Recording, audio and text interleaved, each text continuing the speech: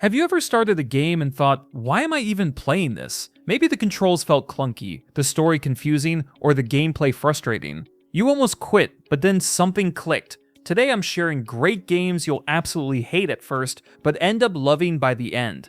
Before we jump into the video, if you enjoy content like this, please hit that subscribe button. Your support genuinely motivates me to keep creating these in-depth videos and share hidden gaming treasures with you. It means a lot and helps the channel grow, so I can keep bringing you even more great content. Thank you then, without wasting more time, let's get into the video.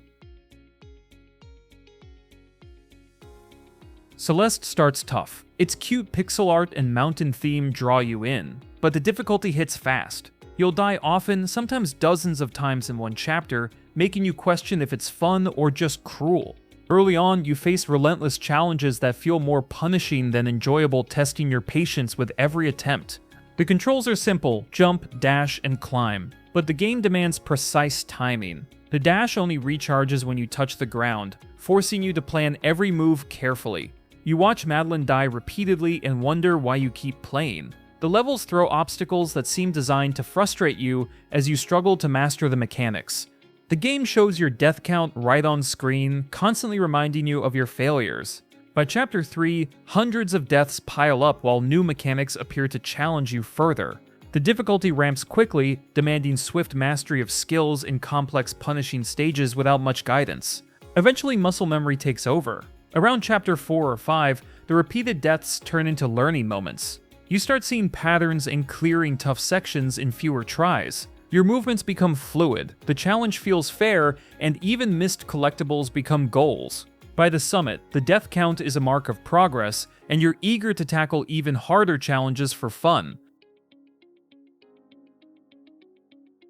Monster Hunter World has a steep learning curve.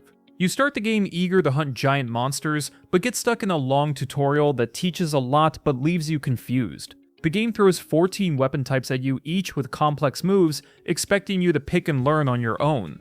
It can feel overwhelming at first.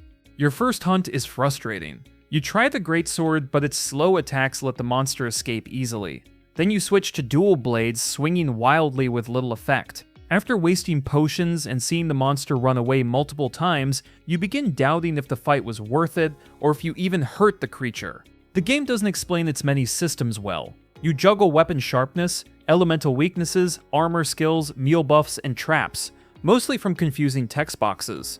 After fainting repeatedly and failing your first mission, the monsters feel like unstoppable bullet sponges, and you feel small and unprepared.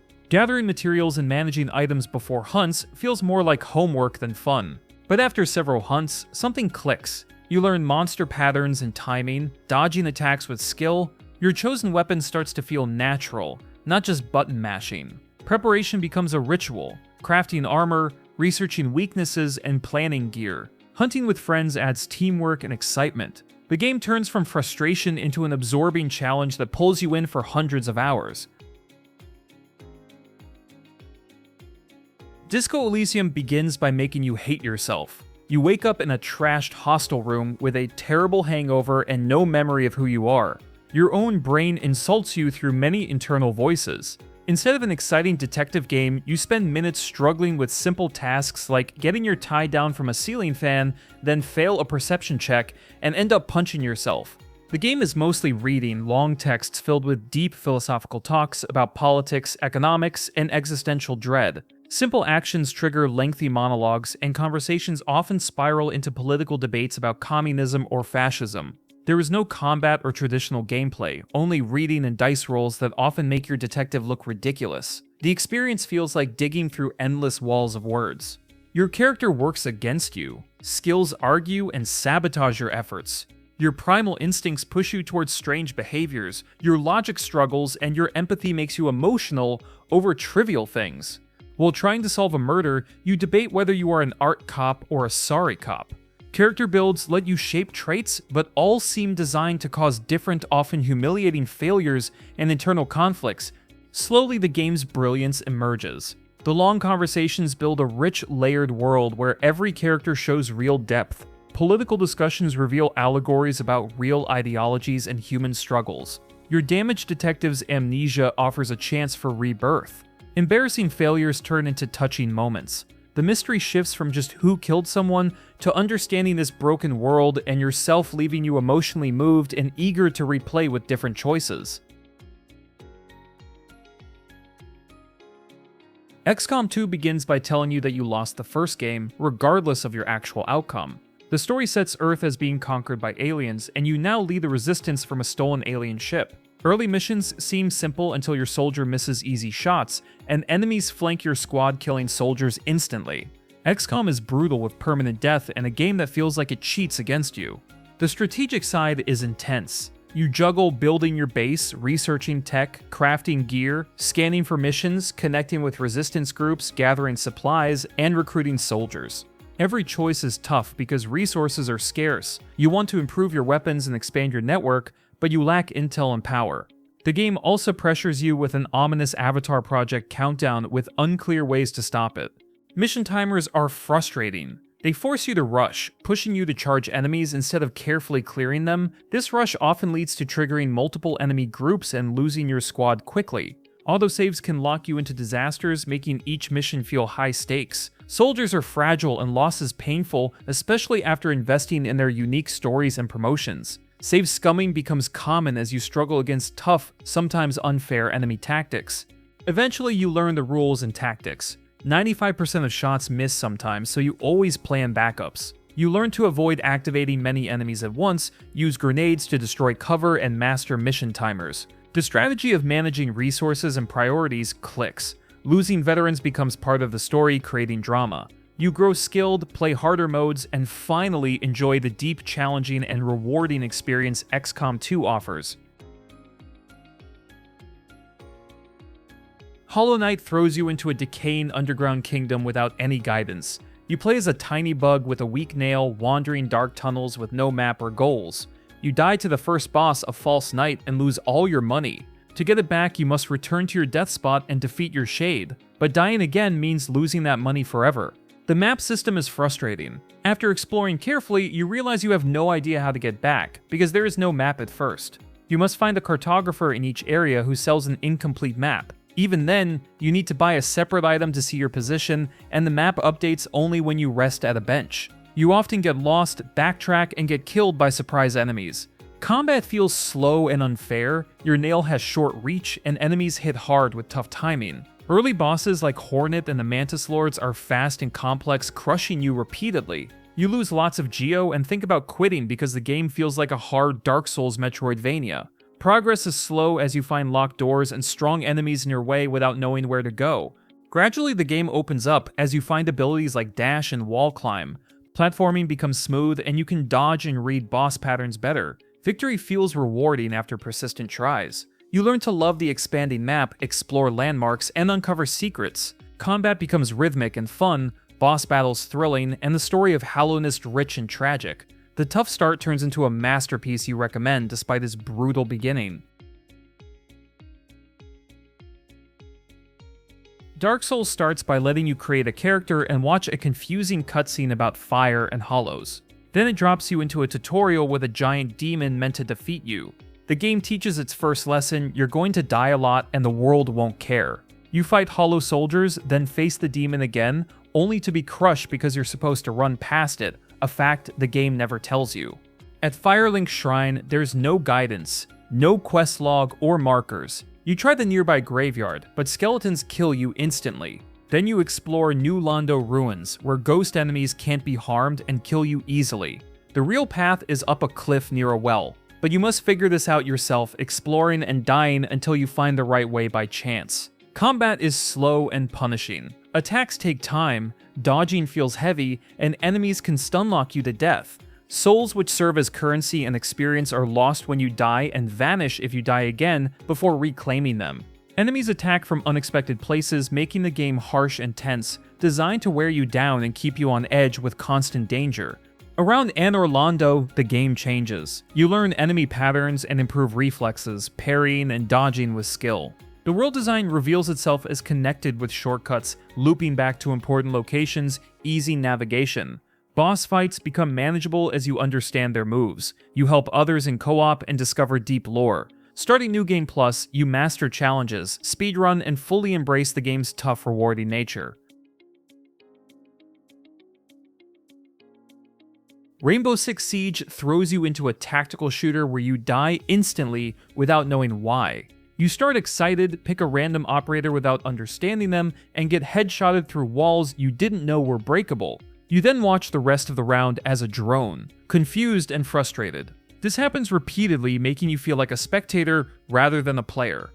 The learning curve is steep. There are many operators, each with unique gadgets you must memorize. Kill cams show enemies shooting through tiny holes you missed.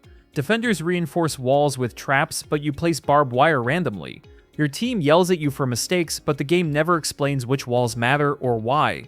You're lost in complex maps, easily getting caught off guard from unseen angles. The community is harsh. Mistakes lead to team kills or votes kicking you out. New players aren't welcomed and get mocked for asking questions.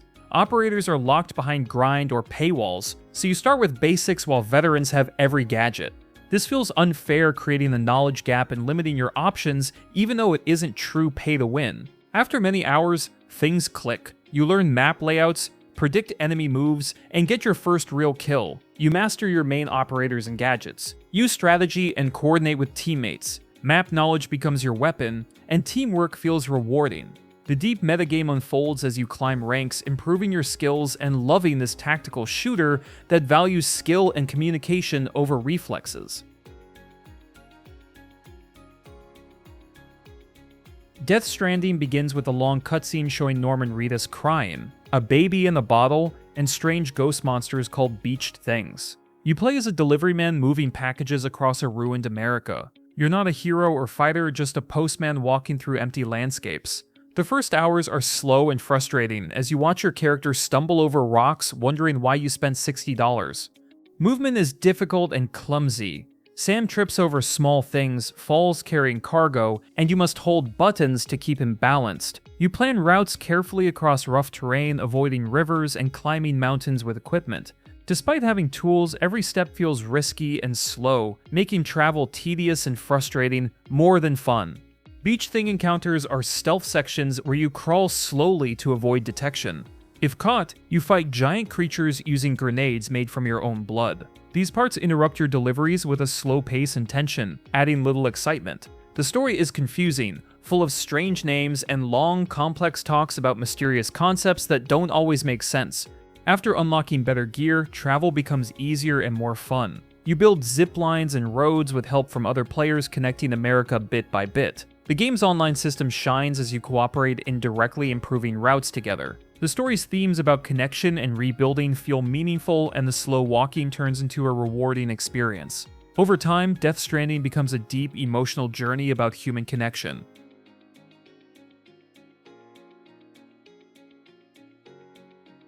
Days Gone drops you into a zombie apocalypse with a gruff biker, Deacon St. John, who starts off cliched and angry. The opening is slow and filled with flashbacks and basic tutorials. Deacon mumbles about things that don't engage you, making the start feel dull and repetitive. At first, it seems like the same tired, grumpy protagonist and unexciting story you've seen many times before. The game feels rough and glitchy. The frame rate drops with many zombies. Enemies glitch and your bike often gets stuck. Gunplay is unsteady, and melee combat is clumsy. The bike, meant to be your lifeline, is frustrating early on because it needs constant refueling and repairs. It handles poorly and attracts zombies, adding stress instead of fun. Missions become repetitive chores: clear camps, rescue hostages, burn nests. The survival elements force constant scavenging, pulling you into menus instead of action. The story unfolds slowly through boring errands and radio chatter about Deacon's wife, Sarah. It takes many hours before the plot grabs your interest, making you doubt if it's worth continuing. Then, everything changes when you face a massive, terrifying horde of zombies. Suddenly, the game's tension and thrills come alive. Deacon shows real depth beyond his angry facade, and your bike becomes your trusted ally. Horde battles become tactical and rewarding, and the story's emotional payoff hits hard. Despite flaws, Days Gone becomes a surprisingly memorable and heartfelt experience you wish had a sequel. Kingdom Come: Deliverance starts by making you the most useless protagonist in RPG history. You are Henry, a blacksmith's son in medieval Bohemia who can't fight, read, pick locks, persuade, or even hold a sword properly. The game drops you into a realistic world where you truly feel like a peasant with no special powers. Your first fight ends with you getting destroyed while wildly swinging your sword and hitting nothing. The combat system is brutally unforgiving. You must learn real sword fighting techniques with directional attacks and blocks mapped to your controller. Button mashing won't work. Early battles against bandits often leave you stabbed and frustrated because Henry lacks coordination and you don't know combos. You die a lot and wonder why the game refuses to make you feel powerful early on.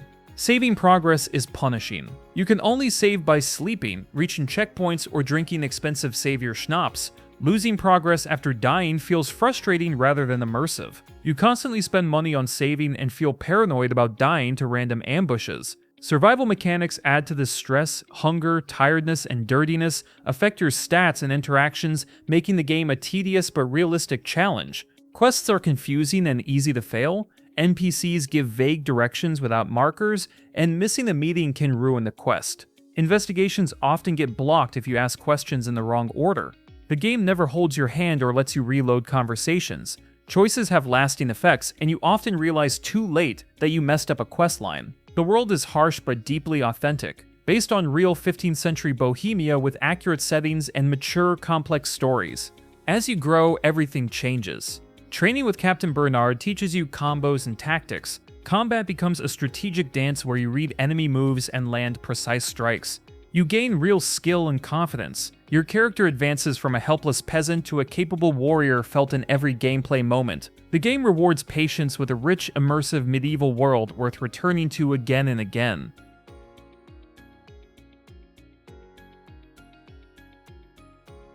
And there you have it, some of the best games that might test your patience at first, but reward you with unforgettable experiences once you push through.